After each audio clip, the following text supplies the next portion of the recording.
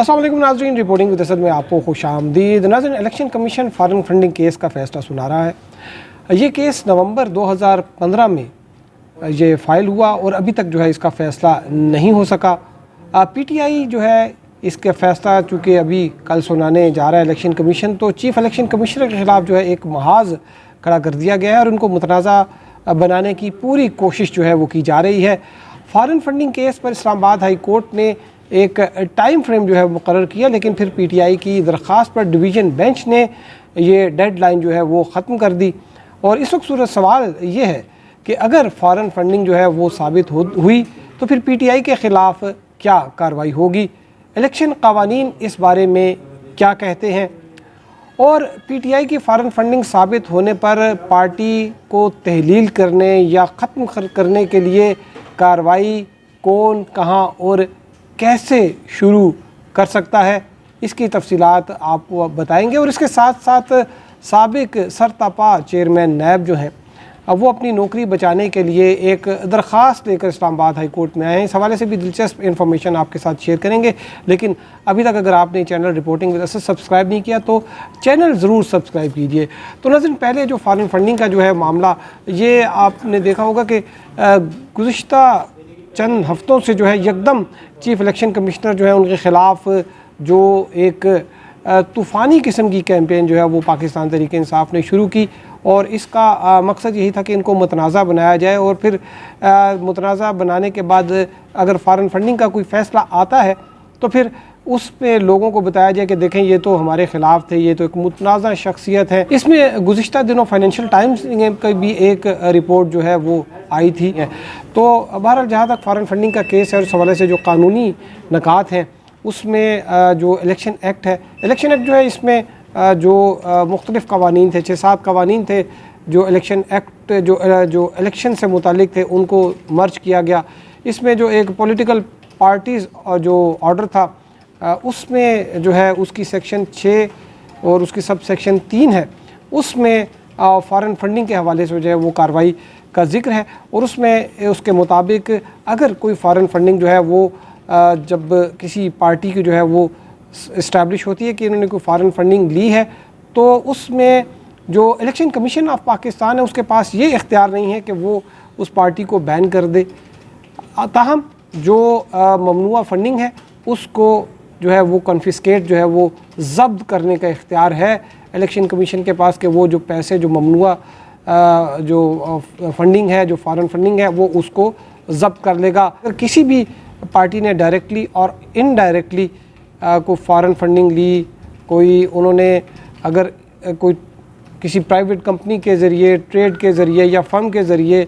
Professional association के ज़रिए जो है वो उन्होंने कोई इस तरह से पैसे लिए, ममनुआ फंडिंग ली, तो वो फिर सेक्शन 15 में जो है, जो सेक्शन 15 है उसके मुताबिक उसमें एक प्रोसीजर दिया गया है कि उस पर किस तरीके से जो है वो उस पर क्या जो है वो पेनल्टी जो है वो इम्पोज़ हो सकती है। इसमें जो इलेक्शन कमीशन का इख्तियार है वो रूल 6 है of the political parties rule, उसमें है कि इलेक्शन कमीशन जो है वो इस किस्म की जो डोनेशन है, कोई जो फंडिंग आई होती है वो उसको ज़ब्त कर सकता है। और उसके बाद फिर ये मामला जो है ये वफाकी हुकूमत के पास आता है। ये वफाकी हुकूमत की सवाबदीद है कि अगर इलेक्शन कमीशन ऑफ पाकिस्तान ने अपने उस ऑर्डर में फॉरेन फंडिंग का, प्रोहिबिटेड फंडिंग का जो है वो ज़िक्र किया और ये चीज़ इस्टेब्लिश की कि ये फंडिंग जो पाकिस्तान तहरीक इंसाफ को मिली ये ममनुआ तरीके से आई है, तो फिर उसके बाद वफाकी हुकूमत एक रेफरेंस जो है वो सुप्रीम कोर्ट में फ़ाइल करेगी और उस रेफरेंस में जो है वो सुप्रीम कोर्ट जो है वो जो वफाकी हुकूमत की इस्तदा होगी, और वो ये होगी कि जो ममनुआ फंडिंग अगर पीटीआई ने ली है तो इसको तहलील किया जाए, इसको ख़त्म कर दिया जाए, इस पर पाबंदी आयद कर दी जाए। तो फिर सुप्रीम कोर्ट जो है वो तमाम जो एविडेंस उनके पास अवेलेबल होंगे उसके तहत जो है वो पाकिस्तान तहरीक इंसाफ को जो है वो ख़त्म भी कर सकती है। और इसके साथ साथ फिर जो डिस्क्वालिफ़िकेशन के है कि वो अगर इमरान खान साहब जो हैं उनके ख़िलाफ़ डिस्क्वालिफ़िकेशन की जो है वो भी कार्रवाई साथ में शुरू हो सकती है। तो ये इसमें अब कल का जो फ़ैसला आना है ये बड़ा अहम है। इसमें जो भी इलेक्शन कमीशन ने कहा, फॉरेन फंडिंग का अब जिस तरीके से चीज़ें वहाँ पर इस्टेब्लिश हो चुकी हैं और तकरीबन 8 साल जो है ये केस जो है ये चलता रहा, तो इसमें ये भी जो है ये बईद अज़ क़यास नहीं है कि इलेक्शन कमीशन जो है ये पाकिस्तान तहरीक इंसाफ के ख़िलाफ़ जो है कोई फ़ैसला सुनाएगा। ताहम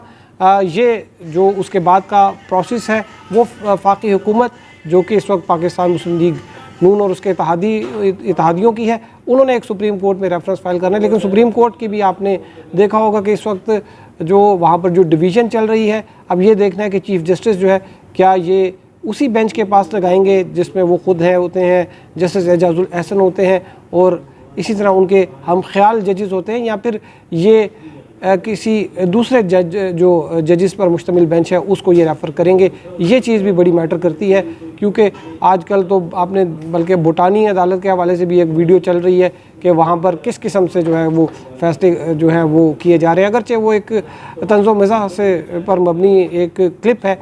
लेकिन उसमें जो चीज़ें हैं उसमें बहुत हद तक मुमासलत है हमारे जुडिशल सिस्टम की भी। और इसके साथ साथ चेयरमैन नैब के हवाले से अब बात करें कि चेयरमैन नैब रिटायर्ड जस्टिस जावेद इकबाल जो हैं, इन पर पब्लिक अकाउंट्स कमेटी जो है उन्होंने इनको बारे में ये ऑब्जर्वेशन दी थी कि इनका जो कंडक्ट है वो गैर अखलाकी कंडक्ट जो है वो इस्टेब्लिश हो चुका है, तो इनको मज़ीद किसी ओहदे पर काम ना करने दिया जाए। वो चूँकि मिसिंग पर्सनस की जो कमीशन है उसके भी सरबराह है और उनके बारे में ये इल्ज़ामात जो हैं वो लगाए गए हैं कि ये वहाँ पर जो ख़वातीन, ऐसी ख़वातीन भी आती हैं जिनके हस्बैंड जो है वो 5-5, 6-6 साल से गायब हो, तो ये उनसे फ्लर्ट करने की कोशिश करते हैं, उनको अपना नंबर देते हैं और कहते हैं कि जब कभी आपको किसी इमोशनली आप जब उसमें डिस्ट्रेस में हो, बेचैनी में हो, इस्तराब में हो, तो मुझे कॉल कर लीजिए, तो मैं आपका जो है वो गम हल्का करने की, दुख हल्का करने की कोशिश करूँगा। ये उनको लाइन मारते हैं, उनको फंसाते हैं। उसके साथ साथ तैयबा गुल नामी खातून जिन्होंने इसकी जस्टिस जावेद इकबाल की एक वीडियो भी बनाई थी जिसमें वो उसको बोसो किनार कर रहे हैं, उसके साथ गले मिल रहे हैं, उसने भी ये इल्ज़ाम लगाया कि उनको ब्लैकमेल किया चेयरमैन नैब ने, जस्टिस जावेद इकबाल ने। तो उस पर जो है पब्लिक अकाउंट्स कमेटी ने अपनी एक ऑब्जर्वेशन दी थी और कहा था कि प्राइम मिनिस्टर से भी बात करेंगे। तो चेयरमैन नैब जो है वो रिटायर्ड जस्टिस जावेद इकबाल, उन्होंने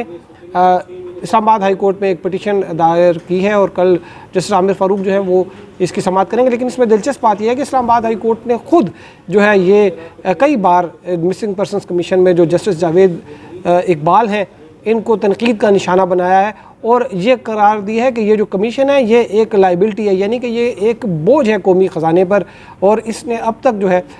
कोई भी जो है मिसिंग पर्सनस की रिकवरी के हवाले से कोई संजीदा इकदाम नहीं किए। जो ख़ुद कमीशन की रिपोर्ट है उसका अगर आप जायज़ा लें तो अब तक तकरीबन 1/3 से भी कम अफराद जो हैं जो कि मिसिंग हुए, उनमें से 1/3 से भी कम अफराद जो हैं वो अपने घरों को वापस पहुँचे हैं। तो इसके हवाले से आपको मज़ीद कल अपडेट करेंगे। अब तक के लिए इतना ही। हमारे साथ रहने का शुक्रिया। अल्लाह हाफ़िज़।